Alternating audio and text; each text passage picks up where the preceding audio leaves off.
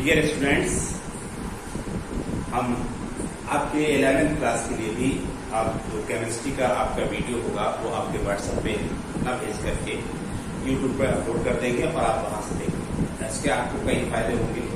एक तो ये कि जैसे मान लीजिए आपकी मेमोरी है वो फुल नहीं होगी, ठीक है। और दूसरा ये है कि वीडियो डिलीट नहीं होगा, आपको मोबाइल से डिलीट नहीं करना पड़ेगा, आराम से जाके यूट्यूब पे आप देख सकते हैं। ठीक, तो इसमें सिर्फ टॉपिक वाइज आपका आज जो टॉपिक पहला आप यूट्यूब पे अपलोड करने जा रहे हैं वो एक नया चैप्टर है। नया चैप्टर हमारा कंप्लीट हो चुका है। तो नया चैप्टर क्या है? स्ट्रक्चर ऑफ एटम्स, परमाणु की संरचना। तो इसमें हम सबसे पहले आपको बताते हैं कि परमाणु की संरचना में कई साइंटिस्टों ने वर्क किया है, सर्च किए हैं, लेकिन डाल्टन का जो मेन माना जाता है, स्टार्टिंग वहीं से ली जाती है डाल्टन। और डाल्टन आपने पढ़ा होगा, डाल्टन ने क्या कहा था? डाल्टन ने कहा था कि कोई भी चीज है, कोई भी सब्सटेंस है, कोई मैटर है, consist by A smallest particle, ठीक है। और ये कैसे होते हैं? ये सब एक ही सब्सटेंस के पार्टिकल सब आइडेंटिकल होते हैं, इन्हीं को उन्होंने एटम्स कहा था। कोई भी पदार्थ, प्रत्येक पदार्थ छोटे छोटे परमाणु से मिलकर के बना है, जिन्हें हम क्या कहते हैं? छोटे छोटे कणों से मिलकर बना है, जिन्हें हम परमाणु कहते हैं। ठीक, उसके बाद मॉडर्न रिसर्च वगैरह हुई तो ये पता चला, हालांकि इसमें एक चीज करेक्शन करना चाहिए। इसमें डाल्टन ने जो इन्होंने कहा था, डाल्टन ने ये कहा था कि जो परमाणु है वो अविभाज्य है। ठीक, एटम होता है वो कैसा होता है? इनडिविजिबल, डिवाइड नहीं किया सकता। तो इनडिविजिबल है ये एटम्स, लेकिन बाद में ये बात भी गलत साबित हो गई। मॉडर्न रिसर्चर ने ये कहा कि नहीं, एटम्स को तोड़ा जा सकता है, डिवाइड किया जा सकता है, क्योंकि रदरफोर्ड का एक्सपेरिमेंट जो हुआ था अल्फा स्कैटरिंग, उससे एक चीज क्लियर हुई थी कि जो एटम्स होते हैं उसमें दो पार्ट होते हैं। एक तो बीच में जो होता है वो पॉजिटिव पार्ट होता है और इसके चारों तरफ न्यूक्लियस पार्ट होता है। तो यानी कि यहाँ से दो चीजें क्लियर हुई। उसके बाद फिर बाद में जब और रिसर्च हुआ तो पता ही चला कि न्यूक्लियस में दो चीजें होती है, एक तो प्रोटॉन्स होता है, प्रोटॉन, और दूसरा होता है न्यूट्रॉन, और इसके बाहर जो है वो इलेक्ट्रॉन होते हैं। यानी ये दोनों ही चीजें कहाँ होती है? न्यूक्लियस में, और ये इलेक्ट्रॉन कहाँ होता है? आउटर बाहर होता है, अराउंड द न्यूक्लियस, ठीक है। तो proton and neutron are present in nucleus and electrons क्या है? सर्कुलेट या revolve around the nucleus, outer most part. ठीक, तो इसमें आप अब यहाँ पर क्या चीज निकल के आ रही है? आपको क्या समझ में आ रहा है कि एटम जो है उसमें तीन चीजें, तीन पार्टिकल्स है, एक, दो, तीन, यानी कि इसको डिवाइड किया जा सकता है। अब ये डिविजिबल है, ठीक, अनडिविजिबल नहीं है, अब ये डिविजिबल, क्योंकि डाल्टन ने कहा था, तो गलत हो गया। ठीक, तो अब इससे मिलकर के बना, इन्हीं को कहा गया फंडामेंटल पार्टिकल्स, फंडामेंटल पार्टिकल। ठीक, इनको कहेंगे फंडामेंटल की जो हिंदी होती है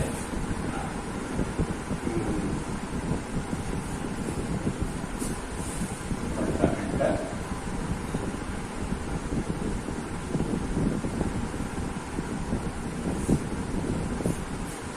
इलेक्ट्रॉन, प्रोटॉन और न्यूट्रॉन जो होते हैं वो परमाणु के मूल कण होते हैं। ठीक, तो ये क्या होते हैं? मूल, यानी अब इनको विभाजित नहीं किया सकता। ठीक, तो इसके बारे में समझा हमने। पहली बात तो डाल्टन ने क्या कहा वो समझा कि डाल्टन ने कहा कोई सब्सटेंस होता है तो छोटे छोटे पार्टिकल से मिलकर बना होता है, जिनको हम एटम कहते हैं, और ये एटम कैसे होते हैं? अनडिविजिबल होते हैं। दूसरी बात, ये कैसे एक ही सब्सटेंस के एक ही जैसे होंगे। ठीक, और फिर उसके बाद सर्चर ने कहा तो उन्होंने कहा कि नहीं, एटम्स को डिवाइड किया सकता है। ये क्यों? क्योंकि ये प्रोटॉन, न्यूट्रॉन, इलेक्ट्रॉन से मिलकर बना होता है। इन्हीं को फंडामेंटल पार्टिकल्स कहते हैं ऑफ एटम्स, या इन्हीं को मूल कण कहते हैं किसके? एटम के। ठीक, ये चीज क्लियर है। तो इसमें जो पहला डाल्टन का पॉइंट था, उस पॉइंट क्या था फिर डाल्टन ने कहा था कि कोई भी सब्सटेंस हो वो छोटे स्मॉलेस्ट पार्टिकल से मिलकर बना होता है, इनको हम एटम कहते हैं और ये कैसे होते हैं, इनडिविजुअल होते हैं। ठीक, तो according to Dalton atomic theory each substance consist of smallest individual particles are known as atoms. उसके बाद उन्होंने दूसरी बात कही कि atoms made up of proton,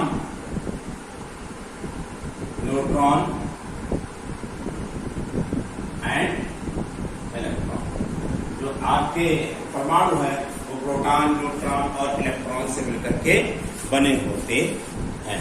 ठीक, इन्हें क्या कहेंगे, these are called fundamental particles. इन्हें ही क्या कहते हैं, परमाणु के मूल कण कहते हैं। ठीक, ये आपका इतना। अब हमारा जो टॉपिक आता है वो आता है, क्योंकि इसमें देखो हमने क्या प्रोटॉन, न्यूट्रॉन, इलेक्ट्रॉन पे आ गए, तो अब पढ़ते हैं डिस्कवरी ऑफ इलेक्ट्रॉन या कैथोड रेज। तो इसका जो है बना लेते हैं हम डायग्राम क्या है, ये डायग्राम बना हुआ है। ठीक, अब डायग्राम देख लीजिए आप, क्या डायग्राम देख लीजिए। अभी आपका डायग्राम जो है वो बनके तैयार हो गया। अब इसमें समझा दे क्या होता है। ये जो आप देख रहे हैं ये क्या है, तो डिस्चार्ज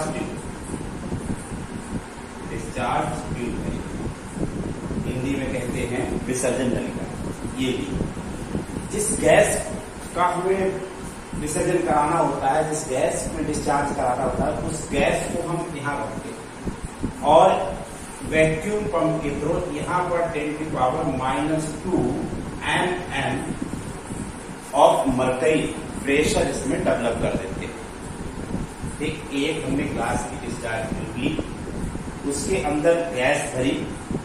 ठीक, गैस भरी, समझ लीजिए डिस्चार्ज ट्यूब की, उसके अंदर गैस भरी और गैस का प्रेशर वैक्यूम पंप के थ्रू 10⁻² mm ऑफ मर्करी कर दिया।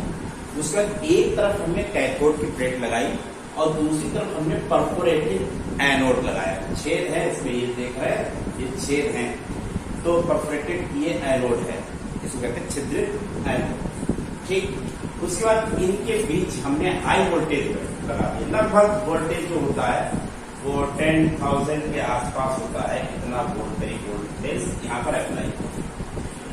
तो हम क्या देखते हैं कि जो हमारा एनोड है उसके पीछे हमको ग्रीन कलर की फ्लोरेसेंट मिलती है, यानी हिंदी में कहेंगे इसको दीप्त उत्पन्न होती, चमक प्रोड्यूस होती है। ठीक, कैसे होती, ग्रीन। तो इसके बारे में ये बताया गया कि जो यहां से रेज निकली, जो ना दिखाई देने वाली, दिखाई नहीं दे रही, वो रेज यहां से निकली है और वो इस कैथोड के छेद से पार निकल गई और एक ग्लास की जो वॉल पे पड़ी, कांच की दीवार पड़ी, तो उससे टकराई, तो इन्होंने ग्रीन फ्लोरेसेंस प्रोड्यूस किया, यानी हरे रंग की दीप्ति यानी चमक उत्पन्न की। इतना।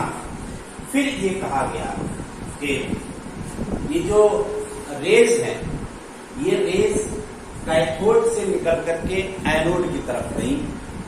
इसका मतलब ये हुआ कि इन पे कैसा चार्ज था, नेगेटिव चार्ज था। ठीक, तो इसलिए इनको जो यहां से रेज निकल रही है, जा रही है, इसीलिए इनको कहा गया कैथोड रेज। समझ लीजिए, आप एक चीज हम समझा रहे हैं और आप इसको अपना बार बार देख लेना। इनको क्या कहा था, कैथोड रेज कहते हैं। अब ये जा इधर से रही है, इसका मतलब कैथोड पर क्या होता है, नेगेटिव चार्ज होता है। तो ये ऐसे पार्टिकल से बनी है, ऐसे कण से मिलकर के बनी है जिन पर नेगेटिव चार्ज होता है, ऋण आवेश होता है, जिनको बाद में नाम दिया गया क्या चीज, इलेक्ट्रॉन्स। तो अब कितनी बातें हमें लिखनी है वो आप समझ गए होंगे। तो आइए हम इतनी बातों को पहले लिख लें, ठीक है, फिर आगे एक्सप्लेन करते हैं। तो अब हम लोग जो है, हमने आपसे ये कहा था अभी कि हम अब इसको एक्सपेंड करेंगे। तो क्योंकि एक्सप्लेन कर दिया था, ये लिखना था। तो लिखना क्या है कि डिस्चार्ज ट्यूब है, तो डिस्चार्ज ट्यूब टेकिंग एक डिस्चार्ज ट्यूब लेते हैं और किसकी बनी हुई है, it is made up of glass fitted to metal electrode, fitted to यहाँ पर two metal electrode, one is cathode and other is anode. ठीक, ये एक क्या होता है कि एक डिस्चार्ज ट्यूब लेते हैं और ये ग्लास की बनी हुई होती है, इसमें दो मेटल की प्लेटें लगी रहती हैं, जिसमें से एक को कैथोड कहते हैं, एक को एनोड कहते हैं। और एनोड जो होता है वो परफोरेटेड होता है और इसके बीच वैक्यूम पंप के थ्रू क्या कर दिया जाता है, -2 mm का जो है प्रेशर डेवलप कर दिया जाता है। ठीक, उसके बाद जब हम हाई वोल्टेज लगाते हैं कैथोड और एनोड के बीच, जब हाई वोल्टेज हम लगाएंगे कैथोड और एनोड के बीच, तो इसमें क्या होगा, कुछ रेज यहाँ से निकलती है, वही है when high voltage is applied electrode then some invisible rays are emitted from the cathode and reaches at the anode, and produce green glow. कहाँ पर, on and produce green glow after striking on bar. ठीक, behind the perforated anode. ठीक, आगे लिखा है, अब हम लिखते नहीं तब भी लिखा हुआ है on glass wall of discharge tube, तो यहाँ में लिखिए, कोई दिक्कत नहीं, तो वही लिखा है। अब उसके बाद इंग्लिश क्या कहते हैं, इंग्लिश कैथोड कहते हैं, कैथोड रेस कहते हैं। These rays are known as cathode. These rays pass through anode, and these are strike on wall and produce fluorescence. ठीक, इतना आप इसमें लिखेंगे, ये पूरा होता है। ठीक है, तो कोई दिक्कत हो, परेशानी हो तो आप पूछ लीजिएगा।